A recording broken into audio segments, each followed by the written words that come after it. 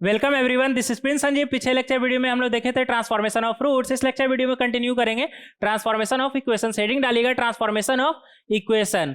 मान लीजिए हमें एक क्वाड्रेटिक इक्वेशन दिया हुआ है ax square plus B x plus C equal to 0 और मान लेते हैं इसका रूट है अल्फा और बीटा, और आपसे वो क्वाड्रेटिक इक्वेशन पूछ रहा है जिसका रूट क्या है 1 अपॉन अल्फा और 1 अपॉन बीटा। तो इस तरह का सवाल को हम कैसे सॉल्व करेंगे देखेंगे। यहां पर हम क्या करेंगे, 1 अपॉन अल्फा को मान लेंगे y, 1 अपॉन अल्फा को क्या मान लेंगे y। तो यहां से हमारे पास अल्फा का वैल्यू y के टर्म में क्या आ जाएगा 1 अपॉन y, 1 अपॉन y। अब alpha x square plus B x plus C equal to 0 का रूट है तो इसे सेटिस्फाई भी करेगा, मतलब a alpha square plus B alpha plus C equal to 0। और अल्फा क्या है हमारा 1 अपॉन y, तो अल्फा के जगह पे हम क्या रख देंगे 1 अपॉन वाई। तो ये हमारा बन जाएगा a टाइम्स 1 अपॉन वाई का square plus b times 1 upon Y plus C equal to 0। इसे थोड़ा सिंप्लीफाई करेंगे तो ये हमारा बन जाएगा C Y square plus B Y plus a equal to 0। और y हमने किसे माना था 1 अपॉन अल्फा को, मतलब 1 अपॉन अल्फा इसे सेटिस्फाई भी करेगा, मतलब C Y square plus B Y plus A को 1 अपॉन अल्फा सेटिस्फाई भी करेगा क्योंकि y का वैल्यू क्या है हमारा 1 अपॉन अल्फा। इसी तरह अगर हमने 1 अपॉन बीटा को y माना होता तो सेम यही क्वाड्रेटिक इक्वेशन आता, सेम यही क्वाड्रेटिक इक्वेशन आता। और उस y को हमने क्या माना था इस बार 1 अपॉन बीटा, मतलब 1 अपॉन बीटा भी इसे सेटिस्फाई करेगा,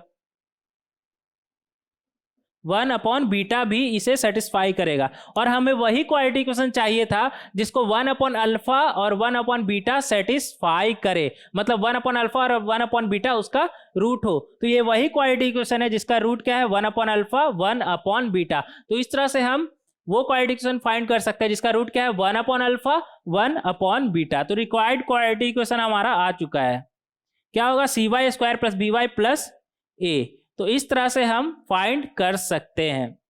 इसी तरह अगर मान लीजिए हमें वो क्वाड्रेटिक इक्वेशन फाइंड करना होता है जिसका रूट क्या है alpha square plus beta square, तो इस केस में हम क्या करते हैं y किसे मानते हैं अल्फा स्क्वायर को, y किसे मानते हैं अल्फा स्क्वायर को। इसी तरह alpha cube beta cube root रहता, वो क्वाड्रेटिक इक्वेशन फाइंड करना रहता है इसका रूट क्या है अल्फा क्यूब बीटा क्यूब, तो हम y किसे मानते हैं अल्फा क्यूब बीटा क्यूब। हाँ, लेकिन कभी ऐसा नहीं होगा कि उटपटांग कुछ भी आपको दे देगा, जब भी देगा तो उसका एक मीनिंग होना चाहिए, मतलब 1 अपॉन अल्फा 1 अपॉन बीटा, या फिर alpha square beta square alpha cube beta cube. कभी ऐसा नहीं होगा कि आपको दे देगा वो क्वाड्रेटिक इक्वेशन बताइए जिसका रूट क्या है 1 अपॉन अल्फा 2 और दूसरा है 2 बीटा प्लस 1, ऐसा कभी नहीं देगा आपको।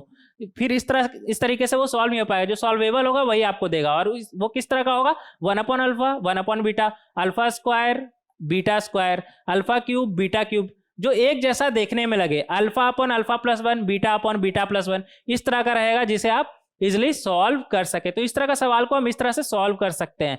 नेक्स्ट इसके ऊपर कुछ क्वेश्चन देखेंगे, इरेज करेंगे इसे।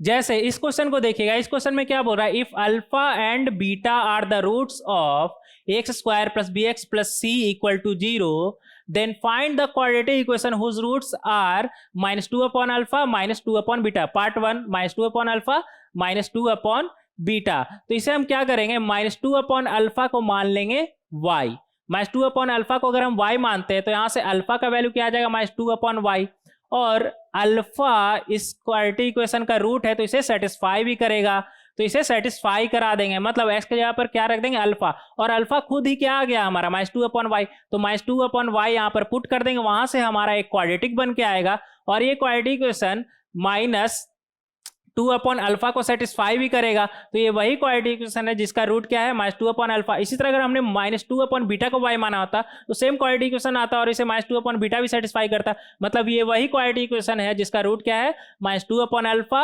-2 अपॉन बीटा। तो इस तरह से इस क्वेश्चन को हम सॉल्व कर सकते हैं। इसी का पार्ट 2 में देखिएगा, पार्ट 2 में क्या बोल रहा है, find the quadratic equation whose roots are alpha upon alpha plus 1 beta upon beta plus 1। तो इस बार हम अल्फा अपॉन अल्फा प्लस 1 को क्या मानेंगे y, तो वहां से हमारा अल्फा का वैल्यू आ जाएगा y के टर्म्स में। अब alpha x square plus B x plus C का रूट है तो उसे सेटिस्फाई भी करेगा, तो हम उसे सेटिस्फाई करा देंगे। अल्फा की जगह पर हम क्या रख देंगे, जो भी y के टर्म्स में हमारा अल्फा आया है, तो वहां से हमारा क्वाड्रेटिक इक्वेशन निकल के आएगा, और वो क्वाड्रेटिक इक्वेशन वही होगा जिसका रूट क्या होगा alpha upon alpha plus 1 and beta upon beta plus 1। इसी का अगर पार्ट थर्ड का बात करें तो पार्ट थर्ड में क्या बोल रहा है, वो क्वाड्रेटिक इक्वेशन जिसका रूट क्या है अल्फा स्क्वायर और बीटा स्क्वायर। इस बार हम अल्फा स्क्वायर को y मानेंगे, तो वहां से हमारे पास y का वैल्यू क्या, अल्फा स्क्वायर को हम वहां से y मानेंगे, तो यहाँ पर हमारा अल्फा का वैल्यू क्या निकल के आ जाएगा, रूट y।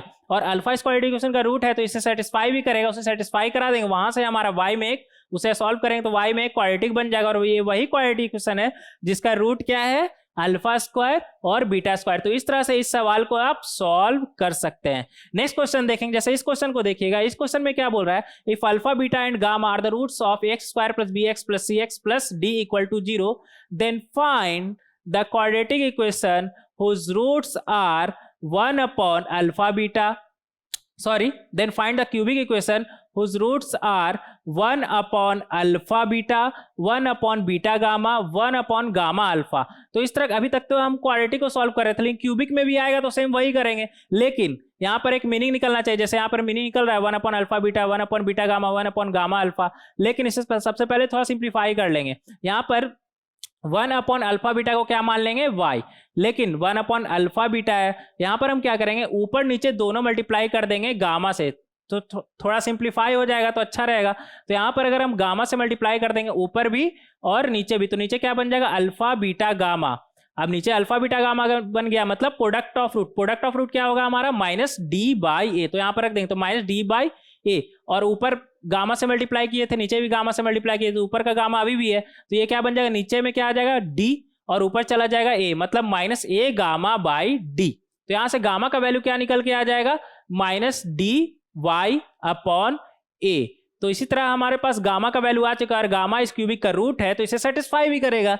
अब गामा को इसे सेटिस्फाई करा देंगे तो वहां से हमारे पास एक क्यूबिक निकल के आएगा वाई में, और ये वही क्यूबिक है जिसका रूट क्या है, 1 upon alpha beta, 1 upon beta gamma, 1 upon gamma alpha. तो इस तरह से इस क्यूबिक इक्वेशन को हम सॉल्व कर सकते हैं, मतलब इस तरह से हम वो क्यूबिक इक्वेशन फाइंड कर सकते हैं जिसका रूट क्या है, 1 upon alpha beta, 1 upon beta gamma, 1 upon gamma alpha.